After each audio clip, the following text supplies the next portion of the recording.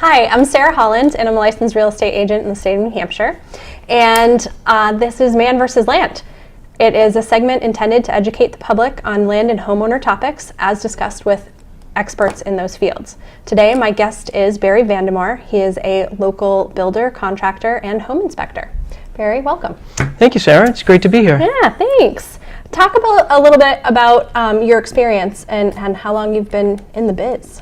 I've been in the biz for quite some time. Yeah. 1994, I started on my own, and been doing all kinds of houses, renovations, and all kinds of home improvements since then. And last year, I became a licensed home inspector as well. So now I'm a licensed home inspector, and we do that as well. Perfect. So we help out with buyers in a transaction and putting together defects in a house and what they need to look for, and try and help as much as we can. Great. Well, you are the right person to talk to for this topic for today, which is how to prepare your house for winter. It is a little warm right now, but winter's coming fast. It's inevitable. Yep, it definitely is. So I'd like to talk a little bit about how to get your home ready for that and things to look for and watch out for, just to ensure that you don't have major issues or expenses. Great timing for that. In the coldest, yeah, absolutely, coldest time of the year. So why don't we start off and have you explain kind of a little bit about what you should be looking out for to start with before you get into any major projects or weatherization. Well, I think one of the first things you need to do is you need to make sure that your heating system is working properly, whether it's a burner for a furnace or a boiler for a hot water system. Having that serviced at this time of year is a great idea. You certainly don't want to be looking at minus 20 degrees and snowing out, and all of a sudden the thing isn't working for you. Yes. So that would be probably my number one recommendation, is to have that equipment serviced so that you can have faith in it, so that you're going to be warm and toasty all winter long. Great. And then there's all kinds of other things too that sort of go along with that. If you're having your equipment checked, make sure your hot water heater is functioning properly as well, and anything else that sort of is a comfort feature for the house that you need through the winter.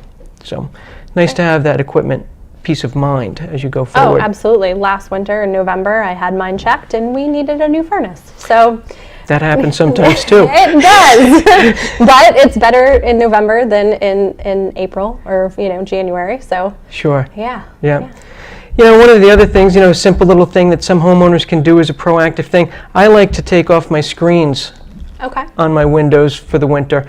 It keeps them out of the severe weather. Okay. Maybe if there's some leaves and debris floating around and flying around, they're not going to get torn or ripped. Plus, if it's a vinyl type of screen, then it's not sort of exposed to the sun for that period of time too, and maybe won't degrade as quickly.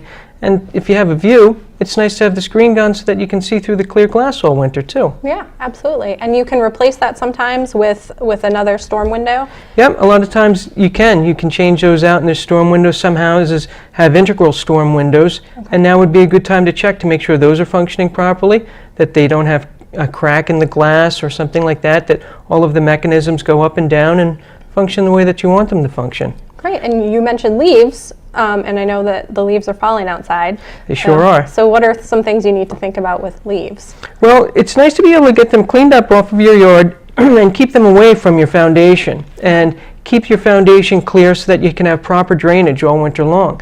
If we get a snowstorm and the ground freezes, then all of a sudden we do get rain sometimes in January and February. We don't want to have any obstacles around the foundation. We want to be able to have all of that water free-flowing sort of away, so that it's not sort of going down into your foundation, possibly causing damage. Great. So keep the leaves picked up, keep other debris around the foundation picked up, so that you've got good positive drainage away from everything, and you should be all set with that. Excellent. And gutters too? Clean those out of the gutters? Gutters. A lot of people have their gutters removed in the winter. But I actually have some on my house, and they stay on year-round, and I haven't had any problems with them.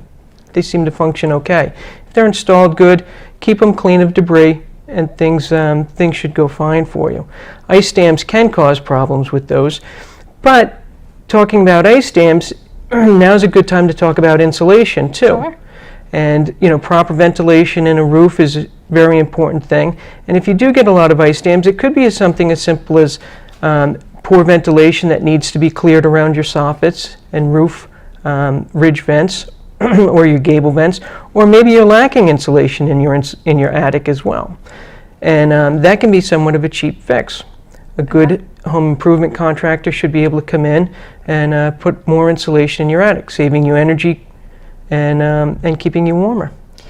So I've heard some things, definitely in my line of business, but also just comments that other people have made when they drive past a house that has maybe no snow on the roof in the wintertime, and they mention insulation or heat loss coming from the house. Is that a telltale sign that you might need to look at something there? Yes, typically. Okay. It could also be a southern slope on the roof too, and we could have a lot of sun, and it could be being cleaned off sort of through Mother Nature as well. But usually when you see a lot of ice dams, those big icicles hanging down in some valleys and stuff, Sure. it almost looks like you could climb up them from the ground. Yeah. That's usually an indication of some, heat loss from the attic.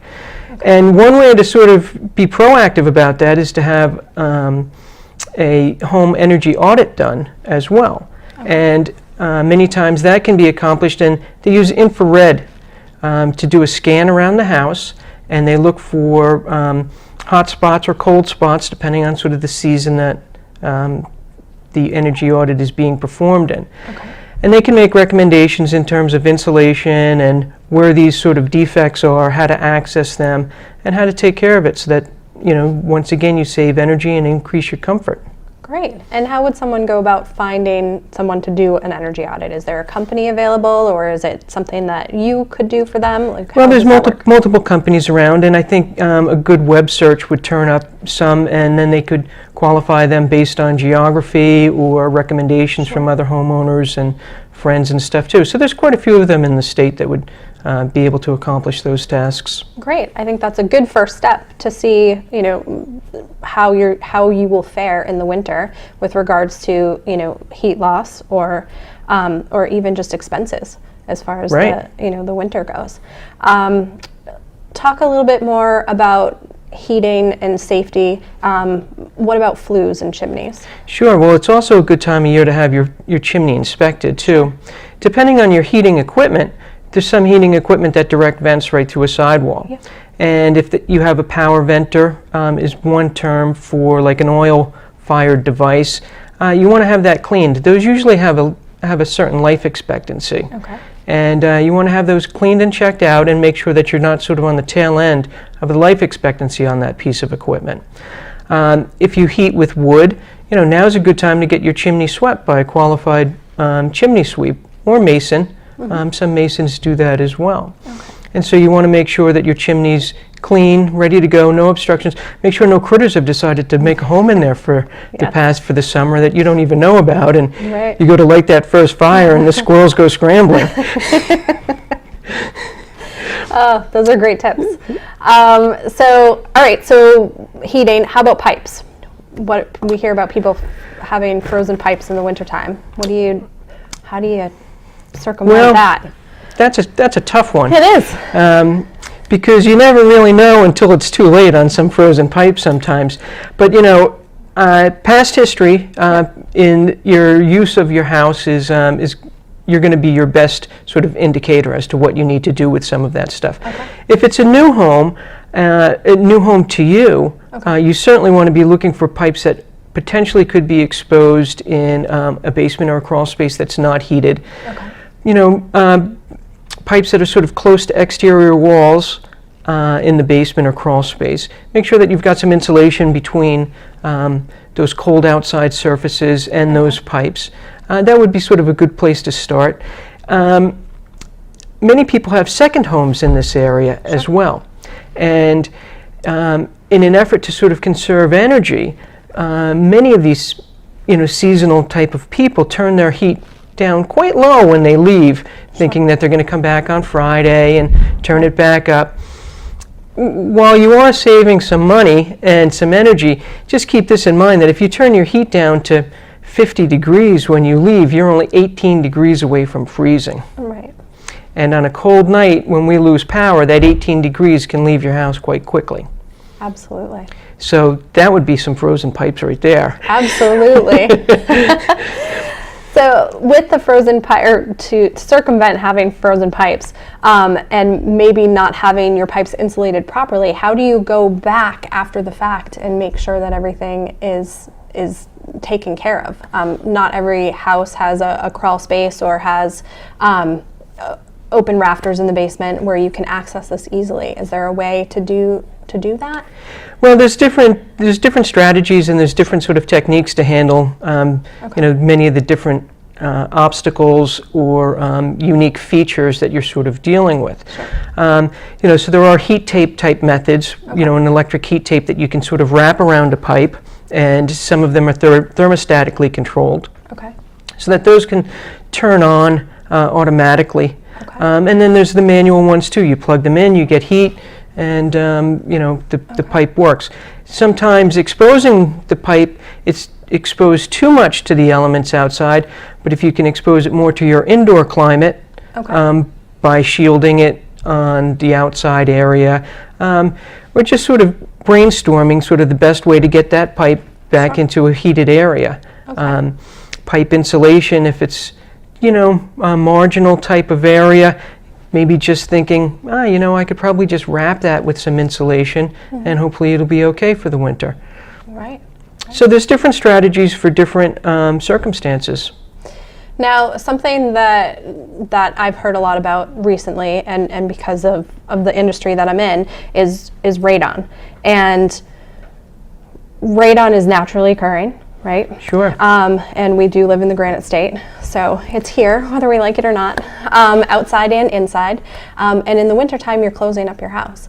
So talk a little bit about what folks can do or how they can monitor that to make sure that it's not an issue. Sure. Radon is bad, obviously. Mm-hmm. We want to avoid it.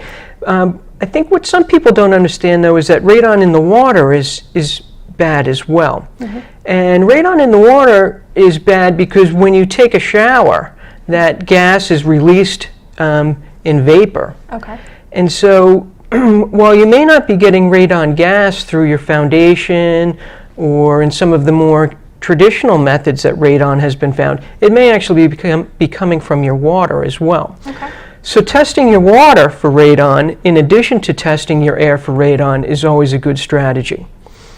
And if radon is found, determining which source it's coming from is important. So therefore, the mitigation process is tailored towards where the source is as well. Okay.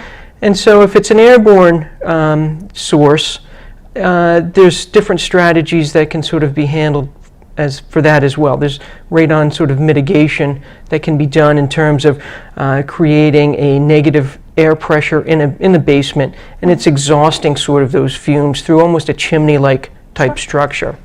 Radon in the water has a little bit more of a physical treatment type of thing to it, as opposed to sort of just a natural convection like the air would do. And then there's some other methods too. If you do have a really tight house, a newer type house, having a HRV, which is a heat recovery ventilator, is not a bad idea either, regardless of the radon issue or not. And a heat recovery ventilator works to bring in fresh outside air, and it pulls the stale air from inside the house out. And what it does is they pass by each other through a medium, through almost like a filter. Okay. And so the cold air is warmed by the outgoing warm air on the inside. So you're not losing all of the energy by just taking 20-degree air and introducing it to your house. Sure. In a perfect world, if you had 60-degree air inside and 40-degree air outside, you'd be introducing 50-degree air Right. through this sort of heat recovery ventilator. So it's a good way to introduce fresh ventilation. It removes excess moisture. Great. And can help with radon as well. Great. And in addition to radon monitoring and closing up your house and heating systems is the carbon monoxide as well. And then of course, make sure that your fire alarms the batteries are fresh and Great ready point. to go. Yeah. Yeah. Whenever you have a heating system, any sort of heating equipment in the house, a carbon monoxide detector is always a great idea. and making sure that your batteries are changed and your smoke detectors is just prudent as well. And do you know what the requirements or what the recommendations are as far as placement of smoke detectors? There should be a smoke detector in every bedroom. Okay. And if they're not hardwired because of the age of the house into the bedroom, certainly adding a battery smoke detector in those bedrooms is just a good idea. Okay. A carbon monoxide detector, maybe on each floor of the house, would also be a good idea as well. Okay. And so those don't have to necessarily be hardwired in, but they, any sort of detection device like that is going to be good. And they also make heat detectors too. And Okay. putting a couple of those in the garage, or one of those in your garage if it's attached to your house, may not be a bad idea. Okay. Smoke detectors may be fooled sometimes in a garage. Okay. But heat detectors, if it got hot in there because of a fire starting, would also go off as well, Oh, and great. would not necessarily be sort of fooled in a garage. Oh, that's a good point. Very nice. And that kind of segues us into safety for the winter. What Sure. are some things that you need to think about with the winter coming as far as safety goes? Well, it doesn't hurt to always have your, salt and Sure. some sand ready to go, both at your house and in your vehicles, and be prepared for those ice storms that always happen. Right. Get your shovels ready, have your snow blower serviced, Great. have your plowing contract brought up to date too. Right. Right. And snow comes sometimes a lot faster than we anticipate. Sure does. So, and this year looks like it's going to be a great snow season with some Well, great. that's good to hear. Yeah, that Farmer's Almanac said that a mid-November storm is going to be coming, and then we'll also be seeing kind of a late season storm too. Well, if we get a lot of snow, another thing to think about is snow load on the roofs of houses as Great. well. And some older houses typically, need to have their roof shoveled just because the framing structure was probably lighter and lighter codes back then. Sure. You think about an old farmhouse, they probably didn't consider too much of snow loading on the roofs. So Right. shoveling your roofs with a substantial amount of snow on them is always a good idea. Right. Midway through the season, maybe think about getting the roof shoveled. Yeah, and especially, the sun melts the roof and then it freezes and it gets even heavier and compacted and then it snows again. So Yeah, and it keeps building up and building up. It does. And then some of the other problems that you have is that if you do have a sunny side of the house that the snow is sort of shedding on or melting off of, and it doesn't melt on the other side of the house, you have like an unbalanced load there. Okay. And the snow's pushing more on one side of the roof than it is on the other because there's no snow on that side, which would make sense then to shovel that side of the roof as well. Yeah. Bring those loadings back to sort of neutral and not have sort of that unbalanced pushing on your roof. Excellent. Any other tips that you think are important that we share with our viewers? Well, we keep our houses safe and warm. Yeah. That allows us to have fun in the snow too. That's right. That's right. So once everything is sort of squared away, your gutters are clean, your roof's cleaned off, your heating system's running Yeah. good, you go out there and have some fun. Yeah, absolutely. An ounce of prevention, right? That's right. Yeah, excellent, excellent. Well, thank you so much, Barry, for joining me Well, thanks for and having me. chatting about this. And hopefully you can come back and we can get the homes prepared for summer. Sounds good. Excellent. All Thank right. you. Thanks.